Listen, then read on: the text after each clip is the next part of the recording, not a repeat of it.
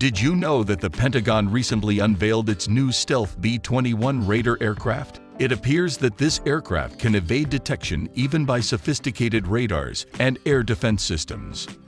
After years of development in secret, America's newest nuclear stealth bomber is now making its public debut as part of the Pentagon's response to growing concerns about a potential conflict with China. The B-21 Raider is the country's first brand new bomber in more than 30 years. Almost all facets of the program are secret. Only artist representations of the warplane have been made public prior to its unveiling at an Air Force base in Palmdale, California. The Raider was unveiled to the public in a closely controlled ceremony as dusk fell over the Air Force's Plant 42 in Palmdale. The three active bombers, the B-52 Stratofortress, the B-1 Lancer, and the B-2 Spirit, flew over the crowd to start the program. The B-21 was then partially dragged out of the building as the hangar doors slowly opened.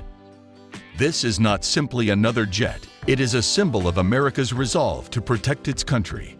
The bomber is a component of the Pentagon's efforts to modernize all three of its nuclear triad's legs, which also include submarine-launched warheads and silo-launched nuclear ballistic missiles, as it transitions from recent counterterrorism campaigns to keep up with China's quick military modernization.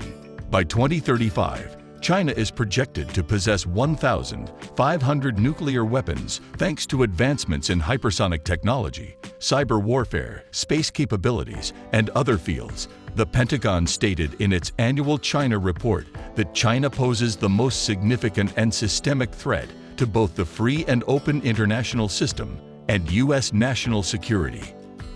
When the Raider contract was announced in 2015, Air Force Secretary Deborah Lee commented saying, "We needed a new bomber for the 21st century that would allow us to take on much more difficult threats, like the ones that we think we will one day face from China and Russia." The B-21 can handle these considerably more complex threats because it is more resilient. However, once inside, the Raider differs significantly from the B-2, according to Kathy Warden, Chief Executive of Northrop Grumman Corporation, which is producing the Raider. Because of how far technology has come and how much computational power can now be embedded in the B-21 software, it functions internally significantly more advanced than the B-2.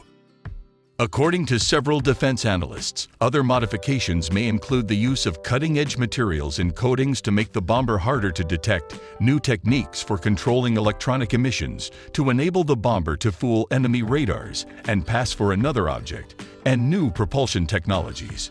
Falls Church, Virginia-based Northrop Grumman, claimed in a fact sheet that it is utilizing the B-21 will be capable of defeating the anti-access and area denial systems it will encounter thanks to innovative production processes and materials. Although the technology's specifics were not made public, the bomber is said to be very stealthy. When we talk about low observability, we really mean low observability. You won't actually see it, but you'll hear it. The Air Force is building 100 B-21 Raiders, which can carry out nuclear or conventional bombing missions and be employed with or without a crew. 6 of these aircraft are already in production. The Air Force and Northrop both emphasized the Raider's rapid development. The bomber made its debut 7 years after the contract was awarded. Decades have passed while working on other new fighter and ship programs. The bomber's price is unknown. Up till now, the Air Force estimated that buying 100 aircraft would cost $550 million on average, or about $753 million in today's money. However, it is currently unknown how much the Air Force is actually paying. Government watchdogs are concerned about the fact that this stealth aircraft's price is not made public. A senior defense policy fellow at the Project on Government Oversight named Dan Grazier commented saying, "It might be a big challenge for us to perform our typical examination of a major program like this. Before the B-21 takes to the air, it is simple to claim that it is still on schedule. Since significant issues are only identified during the testing phase of one of these programs, that is the point where expenses and timelines really start to spiral out of control. The Raider won't take to the skies for the first time until 2023. To evaluate the Raider's performance, Northrop Grumman has been employing a digital twin, a simulated version of the one that is being unveiled. The Air Force ultimately built only 21 of the B-2s due to cost overruns and a changing security climate following the fall of the Soviet Union, despite the B-2 being intended to be a fleet of more than 100 aircraft. Due to the outdated bomber's considerable maintenance requirements, less than that are prepared to take to the skies on any given day. The B-21 Raider will be a little bit smaller than the B-2 in order to extend its range. It gets its name from the 1942 Doolittle raid on Tokyo.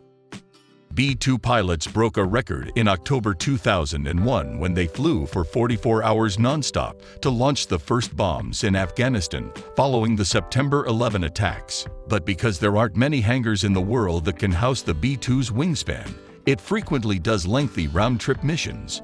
This restricts the areas where B-2s can land for essential post-flight maintenance. Because the Spirit's windows cannot be opened, hotter climates can cook the cockpit electronics. As a result, the hangars have to be air-conditioned. To accommodate the size and complexity of the bomber, the new Raider will also receive additional hangars. The debut itself is the final distinguishing difference. Both will have made their debuts in the Air Force's Palmdale Plant 42, while the B-2 made its public debut outside in 1988 to much fanfare. Due to improvements in surveillance satellites and cameras, the Raider will make its debut secretly and inside a hangar. The hangar doors will open in front of invited guests, such as Defense Secretary Lloyd Austin, to expose the bomber for its public debut before they close once again. Alright guys, that's all for today. If you enjoyed watching this, please give us a thumbs up and hit the subscribe button for more.